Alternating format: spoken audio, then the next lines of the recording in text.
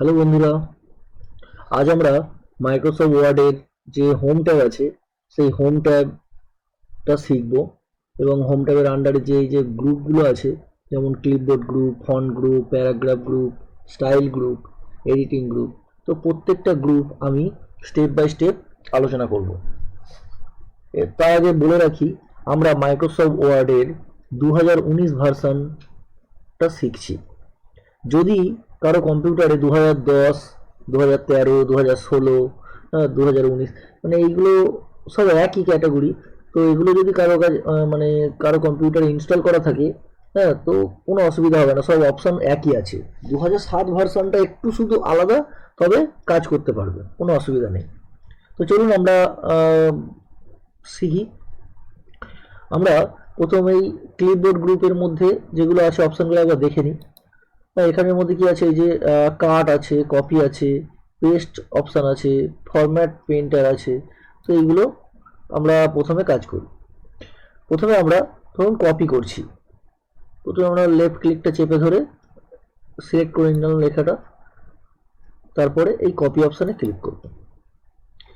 Click করার পরে এইবার আমাকে কপিটা করে কোনো একটা জায়গায় রাখতে হবে, তো সেই জন্য আমি পাশে ক্লিক করলাম।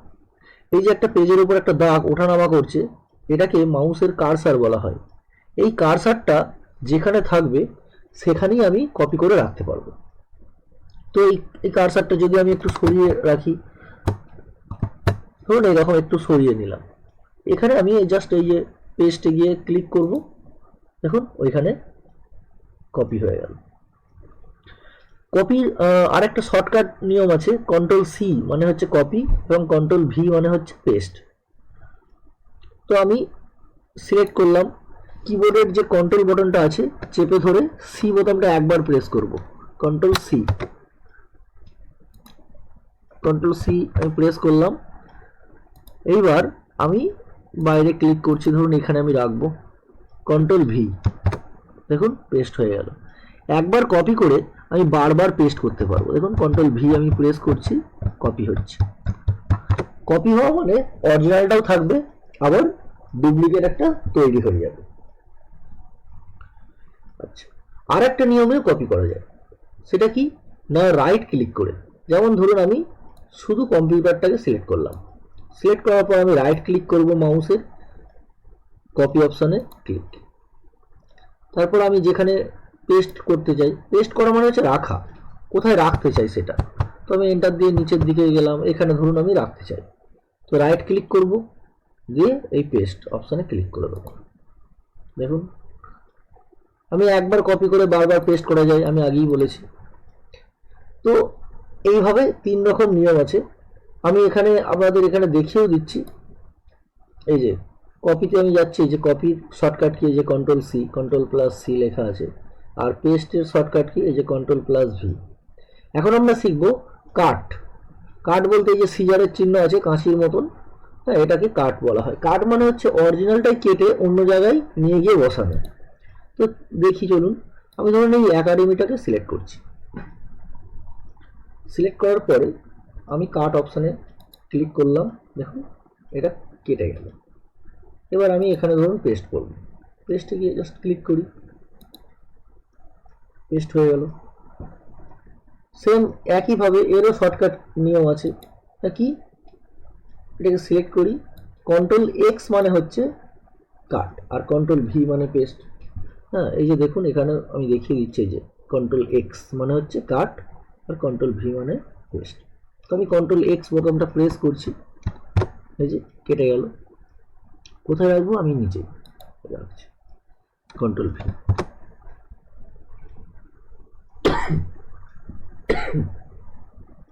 তো এইভাবে আমরা কাট, কপি, পেস্ট করতে পারি। আচ্ছা, আর একটা নিয়মেও কাট করা যায়, যেটা রাইট ক্লিক। কপি যেমন রাইট ক্লিক করে কপি করা যায়, ঠিক সেরকম রাইট ক্লিক করে কাট, পেস্টও করা যায়। আমি এখানে সিলেক্ট করলাম, রাইট ক্লিক করলাম মাউসের, এই যে কাট, আমি এরকম জায়গায় বসাবো, রাইট ক্লিক, পেস্ট।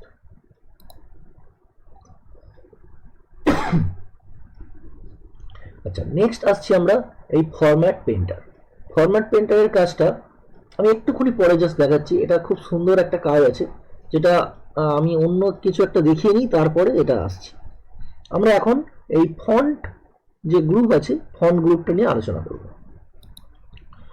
ফন্ট গ্রুপে কি করব না, ধরুন আমি এই টেক্সটটাকে আমি বড় বা ছোট করতে চাই, সেখানে ফন্ট সাইজ অপশানে ক্লিক করব, যে কোনো একটা সাইজ নিয়ে আমি ছোট বা বড় করতে পারি। অথবা এই যে পাশে যে ইনক্রিজ ফন্ট সাইজ আছে, এই অপশানটাতে যদি আমি ক্লিক করি তাহলে দেখুন বাড়বে, এবং তার পাশে যে অপশানটা আছে ডিক্রিজ ফন্ট সাইজ, এটা তো ডিক্রিজ অপশানে গেলে এই যে ছোট হচ্ছে, ইনক্রিজ অপশান এটা হচ্ছে বড় হবে, এটা ডিক্রিজ হয়ে যায় ছোট হবে। তো এইভাবে ম্যানুয়ালভাবেও আমরা ছোট বড় করতে পারি। আচ্ছা, তার পাশে এটা কি আছে না, চেঞ্জ কেস। চেঞ্জ কেস অপশনটা কি কাজ না, কোনো একটা টেক্সটকে আমরা বড় হাতের বা ছোট হাতের করতে পারি। যেমন ধরুন এই যে লেখাটা, এই লেখাটার আমি চাইছি এই লেখাটার সব বড় হাতের করতে, ক্যাপিটাল অক্ষর করতে। তো আমি সিলেক্ট করে নিলাম লেখাটাকে, দিয়ে চেঞ্জ কেস অপশনে যাব, আপার কেস, দেখুন লেখাটা বড় হয়ে গেল। আবার যদি আমি মনে করি যে এই লেখাগুলো সব ছোট হাতের করব, সিলেক্ট করলাম, লোয়ার কেস, সব ছোট হাতের হয়ে গেল। ঠিক আছে, এইখান থেকে আমরা বড় হাতের বা ছোট হাতের করতে পারি। আবার ধরুন আপনি পুরোটা ধরুন মনে করেন সব বড় হাতের করব, সব বড় হাতের করে দিলাম।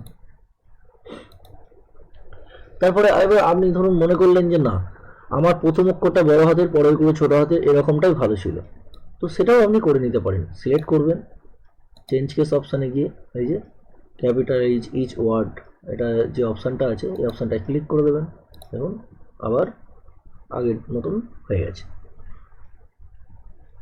আচ্ছা, এখানে দেখুন একটা অপশান আছে যে বি আই ইউ, এগুলোর মানে কি? বি মানে হচ্ছে বোল্ড, মানে লেখাটা একটু মোটা হবে। দেখুন আমি দেখাচ্ছি আপনাকে, এই লেখাটাকে আমি যদি এই যে বি অপশানে যদি ক্লিক করি, দেখুন লেখাটা একটু গাঢ় হয়ে গেল, মোটা হয়ে গেল।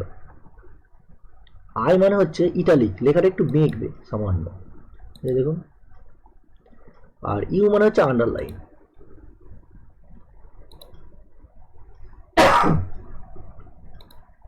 তো আবার যদি আপনি আন্ডারলাইন তুলে দিতে চান, এই ইউ অপশানে ক্লিক করে দিন, আন্ডারলাইন উঠে যাবে। বি অপশানে ক্লিক করে দিন, বোল্ড উঠে যাবে। তো বি মানে হচ্ছে বোল্ড, আই মানে ইটালিক, এবং ইউ মানে আন্ডারলাইন। আচ্ছা আচ্ছা, এইবার আমি একটা জিনিস দেখাচ্ছি, যেটা হচ্ছে এই যে ফরম্যাট পেন্টার, যেটা আমি বললাম যে আগে আমি একবার দেখাবো। হ্যাঁ, তো আমি এটা এই যে সিলেক্ট করলাম, সিলেক্ট করার পরে এই ফরম্যাট পেন্ট অপশানে যদি ক্লিক করি, ক্লিক করার পর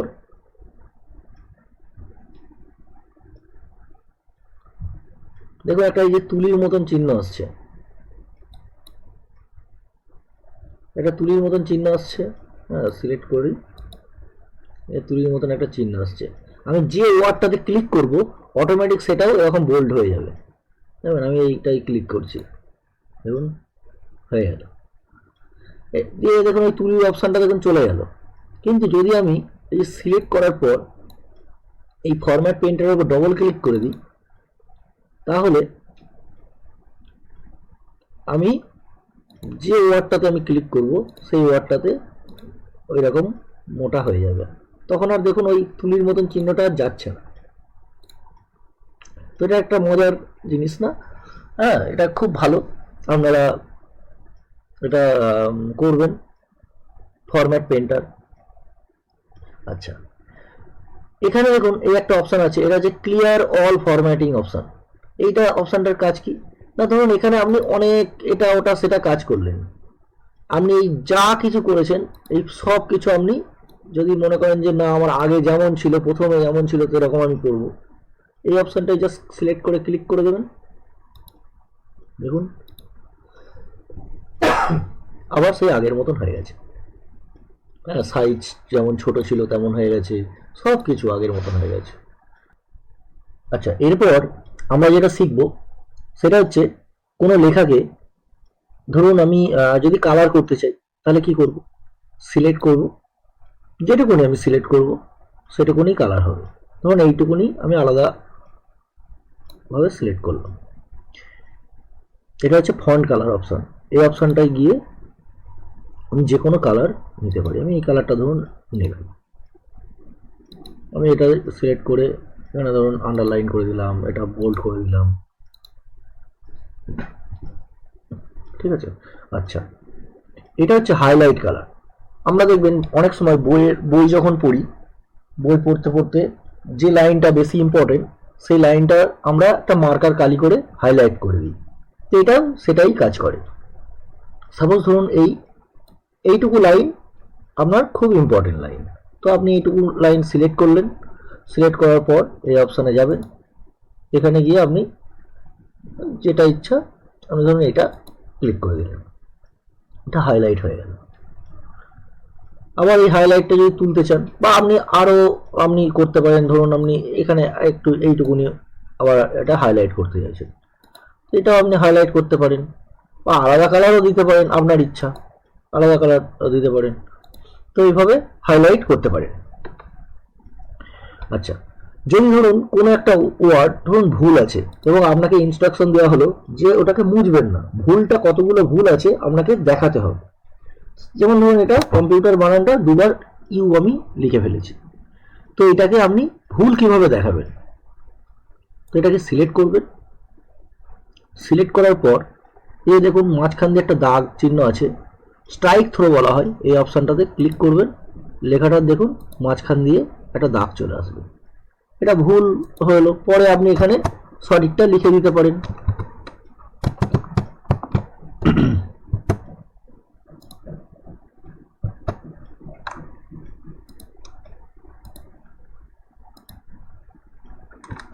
সঠিকটা লিখে দেবেন COMPUTER। তো এইভাবে আপনারা স্ট্রাইক থ্রুটা ইউজ করতে পারেন। আচ্ছা, এই ফন্ট গ্রুপের মধ্যে এই দুটো অপশন আছে, এগুলো খুব ইম্পর্টেন্ট। এটা একটা হচ্ছে সাবস্ক্রিপ্ট আর একটা হচ্ছে সুপারস্ক্রিপ্ট। সাবস্ক্রিপ্টটা কখন কাজে লাগে, যেমন ধরুন আপনি জয়ের সংকেত লিখবেন, H2O,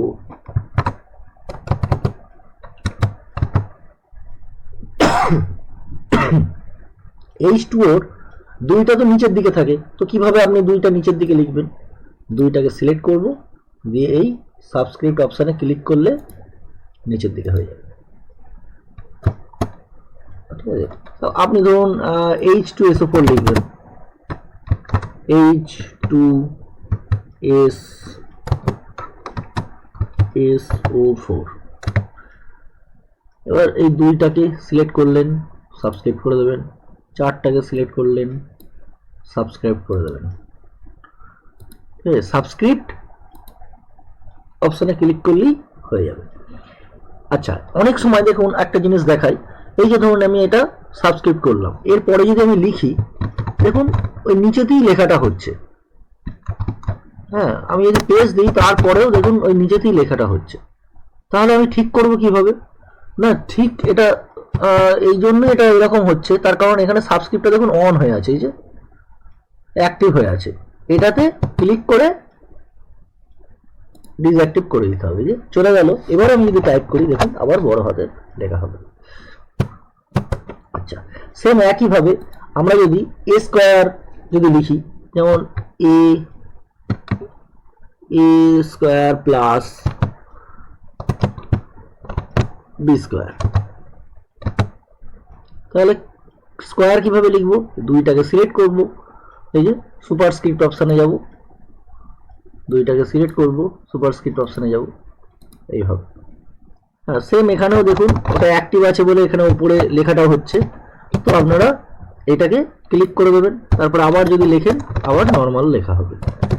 হ্যাঁ, তো এইভাবে আপনারা সাবস্ক্রিপ্ট সুপারস্ক্রিপ্ট করতে পারেন।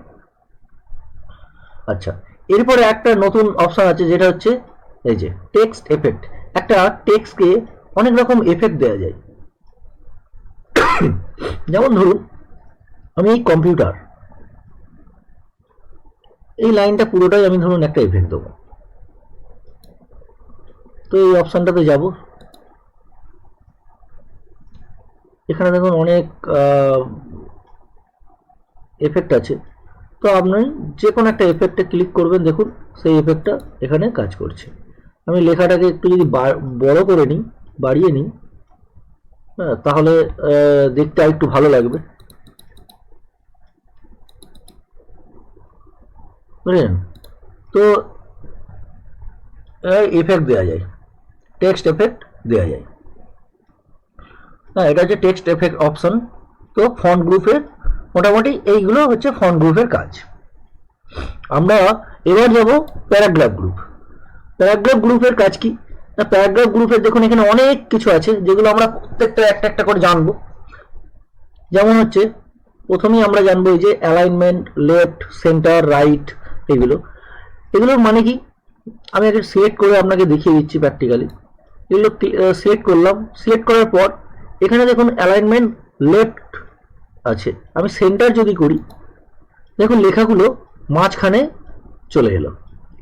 এক্ষেত্রে অনেক সময় কি আমরা যখন কোনো পোয়েম লিখি, কোনো কবিতা লিখি, তখন এই সেন্টারে লেখাটা হয়, হ্যাঁ, সুবিধা হয় আনতে। জাস্ট সিলেক্ট করে ক্লিক করে দিলেই লেখাগুলো সেন্টারে চলে আসবে।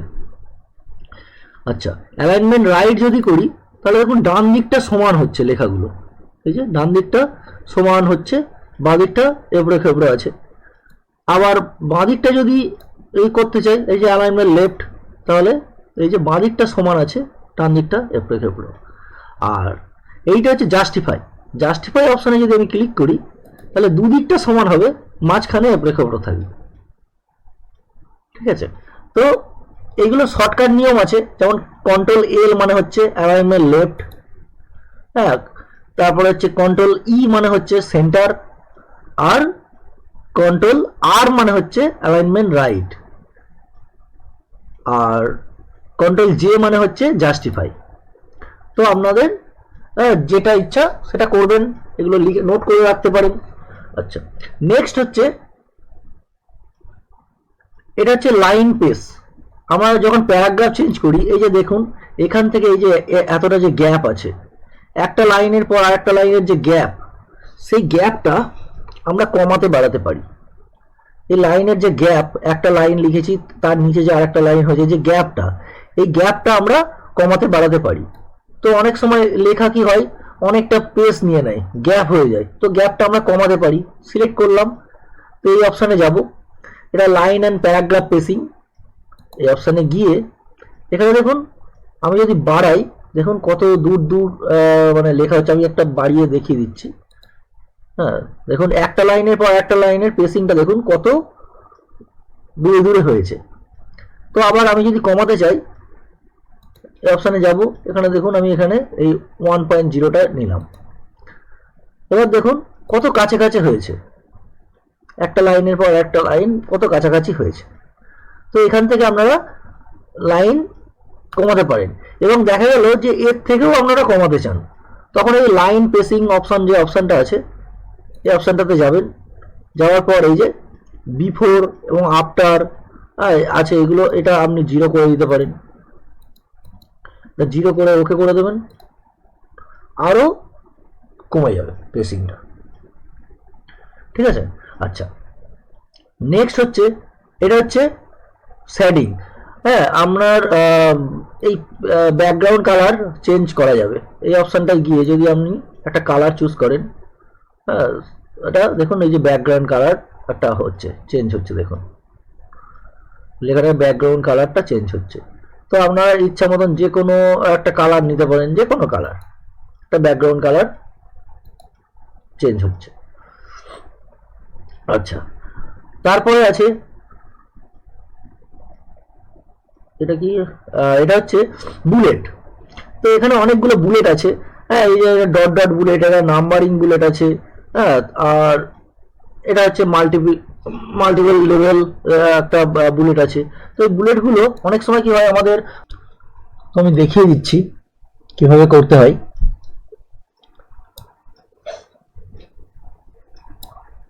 আমি এটা সিলেক্ট করলাম, সিলেক্ট করার পর আমি এই বুলেট অপশানে যাব। বুলেট অপশানে গিয়ে আমি যে কোনো একটা বুলেট আমি নিলাম, ক্লিক করছি, এটা নিলাম, দেখুন ওই বুলেটটা এখানে সিলেক্ট হয়ে গেল।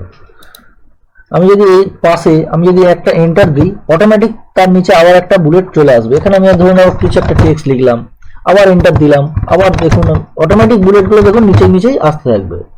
এন্টারটা যদি আমি দুবার দিই তাহলে বুলেটটা চলে যাবে। তো এইভাবে আমি পয়েন্ট করে করে আমি বুলেট দিতে পারি।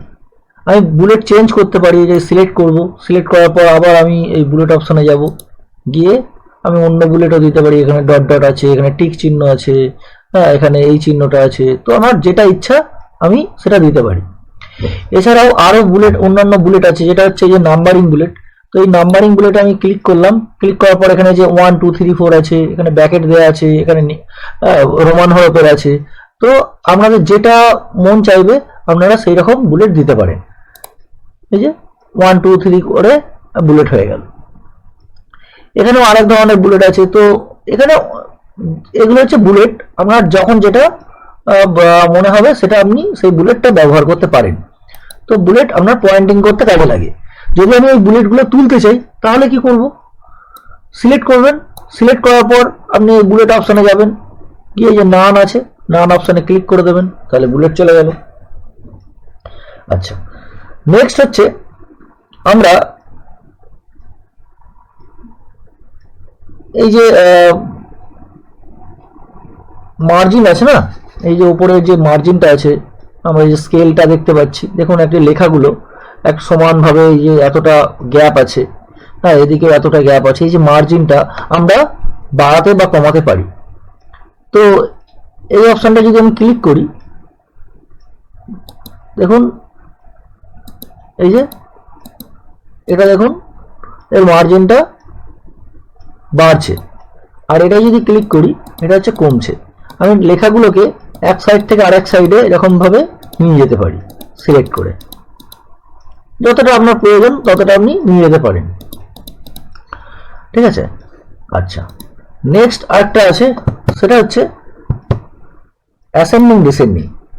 অ্যাসেন্ডিং ডিসেন্ডিংটা কি না, অ্যাসেন্ডিং ডিসেন্ডিং হচ্ছে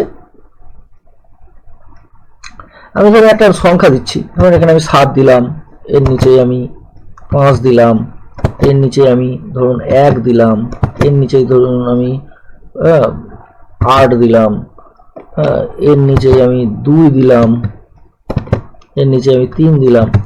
তো এটা দেখুন মানে একটার পর আমি এলোমেলো ভাবে সাজালাম। এটাকে যদি আমি অ্যাসেন্ডিং করতে চাই, অ্যাসেন্ডিং মানে ছোট থেকে বড়, সিলেক্ট করলাম, সিলেক্ট করার পর আমি এই যে অপশানটা আছে শর্ট অপশান, এই অপশানটাতে ক্লিক করব। ক্লিক করার পর এখানে যে অ্যাসেন্ডিং অপশানে দেখুন ঠিক দেওয়া আছে, জাস্ট ওকে করে দেবো, দেখুন সাজিয়ে গেল অটোমেটিক। ঠিক 1 2 দেখুন ছোট থেকে বড় গেল। আবার আমি যদি এই অপশানটা ক্লিক করি, ক্লিক করার পর ডিসেন্ডিং অপশানে যদি যাই, ডিসেন্ডিং অপশানে ক্লিক করলাম, ওকে করে দিই। এবার দেখুন বড় থেকে ছোট। তো এইভাবে আমরা অ্যাসেন্ডিং ডিসেন্ডিং করতে পারি। আচ্ছা, আর একটা কি, এটা হচ্ছে বর্ডার অপশন আছে।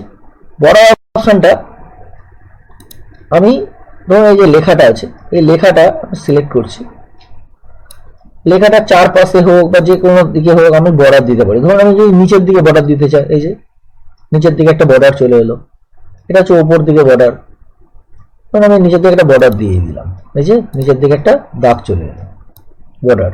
আবার আমি সিলেক্ট করলাম, ধরুন আমি একটা উপর দিকে বর্ডার দিচ্ছি,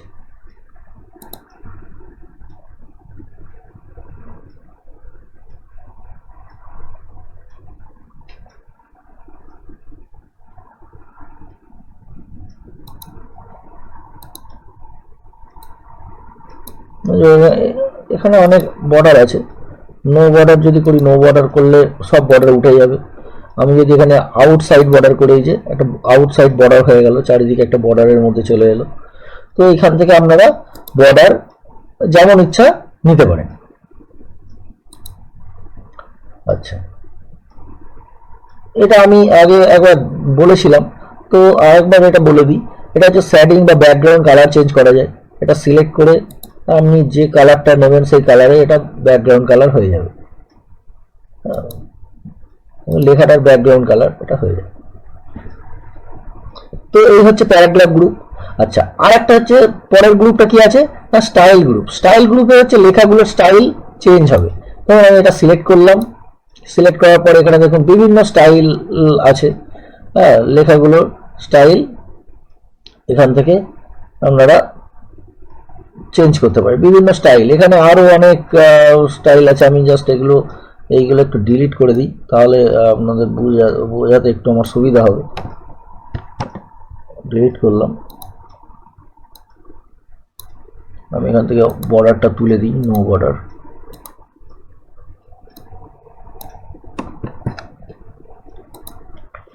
দেখুন আমি ধরুন এখানে আমি সিলেক্ট করছি, এগুলো সিলেক্ট করছি, এখান থেকে আমি বিভিন্ন স্টাইলে যে স্টাইলটা নিলাম বা এই স্টাইলটা নিচ্ছি বা এই স্টাইলটা নিচ্ছি, বিভিন্ন স্টাইলে অটোমেটিক লেখা আছে। আপনাকে স্টাইলগুলো দেখুন শুধু সিলেক্ট করে নিতে হবে, বা এই অপশানটায় ক্লিক করলে এখানে আরও অনেক অপশান এখানে দেখতে পাবেন, অনেক স্টাইল আছে। তো এখানে আপনি যে কোনো ইচ্ছা স্টাইল আপনি নিতে পারেন। আমি ক্লিক করছি না, আপনি এখান থেকে স্টাইল চুজ করতে পারেন। আচ্ছা, পরের যেটা আছে সেটা হচ্ছে এডিটিং গ্রুপ। এডিটিং গ্রুপের মধ্যে দেখুন কি আছে না সিলেক্ট বলে একটা অপশন আছে। সিলেক্ট অপশনের মধ্যে যে সিলেক্ট অল আছে, এই অপশনটা যদি ক্লিক করি দেখুন পুরো পেজটা সিলেক্ট হয়ে গেছে। তো আমাকে আলাদাভাবে সিলেক্ট করতে হচ্ছে না। হ্যাঁ, তো যখন কোনো সিলেক্ট করা প্রয়োজন পড়বে এই সিলেক্টে গিয়ে সিলেক্ট অল করে দেবেন, সব সিলেক্ট হয়ে যাবে। আচ্ছা, এইবার আমরা পরে আসছি যেটা হচ্ছে ফাইন্ড। কোনো একটা ওয়ার্ড ধরুন আমি যদি ফাইন্ড করতে চাই, বা কোনো একটা ওয়ার্ডের পরিবর্তে আমি অন্য একটা ওয়ার্ড বসাতে চাই, রিপ্লেস করতে চাই, তাহলে কি করব?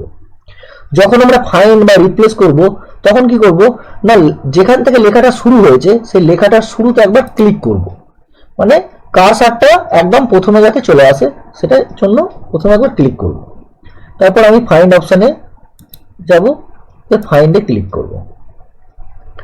এবার এই যে বক্সটা আছে, এই বক্স আমি যে ওয়ার্ডটাকে ফাইন্ড করতে চাইছি সেই ওয়ার্ডটা আমি এখানে লিখবো। সাপোজ ধরুন আমি এখানে কম্পিউটার কথাটা লিখতে চাইছি, COMPUTER।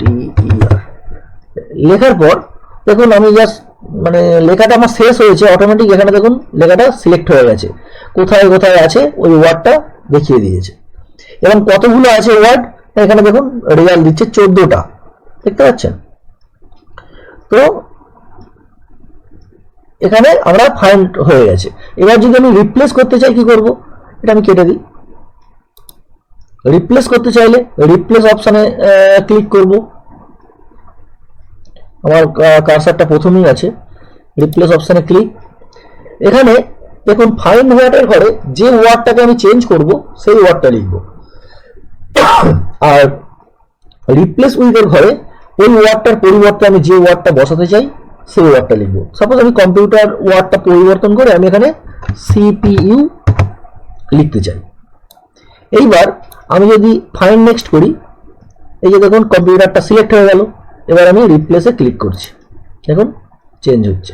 এবার মনে হলো যে আমি এই কম্পিউটারটা চেঞ্জ করব না, ফাইন্ড নেক্সট করে দিই, ওটা স্কিপ করে বেরিয়ে যাবে। আবার আমি এটা ধরুন রিপ্লেস করছি, আবার মনে হলো যে আমি এটা রিপ্লেস করব না, ফাইন্ড নেক্সট, এটাকে আবার রিপ্লেস করব। এইভাবে আমরা যেটা ইচ্ছা রিপ্লেস করতে পারি, আবার নাও পারি। কিন্তু যদি রিপ্লেস অলে যদি ক্লিক করে দিই তাহলে সব রিপ্লেস হয়ে যাবে। যেখানে যেখানে কম্পিউটার ছিল সেখানে সেখানে সব CPU হয়ে গেছে। আবার আমি যদি ঘুরিয়ে এটা আবার করে দিই, যে এটা উপরটা আমি CPU লিখলাম, নিচেরটা কম্পিউটার, রিপ্লেস অল করে দিই, আবার আগের মতন হয়ে গেল, ক্লোজ করে দিলাম। তো এটা হচ্ছে এডিটিং গ্রুপ। তো এই হচ্ছে মোটামুটি হোম ট্যাবের প্রত্যেকটা ট্যাবেরই মোটামুটি কাজ আমি স্টেপ বাই স্টেপ দেখাবো। এটা হোম ট্যাবের মধ্যে যে কটা গ্রুপের যা কিছু অপশান ছিল আমি স্টেপ বাই স্টেপ দেখালাম। কেমন লেগেছে জানাবেন, ভালো লাগলে অবশ্যই একটা লাইক করে দেবেন। যদি কোনো কোশ্চেন থাকে কমেন্ট করবেন। Thank you.